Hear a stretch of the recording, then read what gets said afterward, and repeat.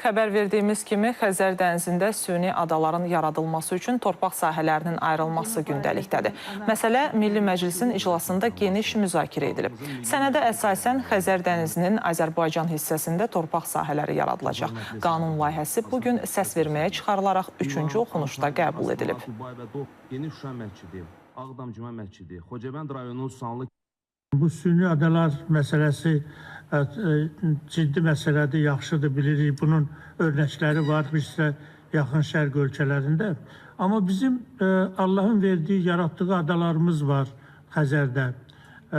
Deyək ki, Böyüzrə, Narcin deyilən, Narcin adası, Jiloy adası, sonra Qızağac qoruğu ilə üzbəüz vaxtı ikən 2 savxozun yerləşdiyi böyük ada. Bu adalar boşdur. Süni adadan əvvəl bu normal adaları bir abadlaşdırmaq lazımdır.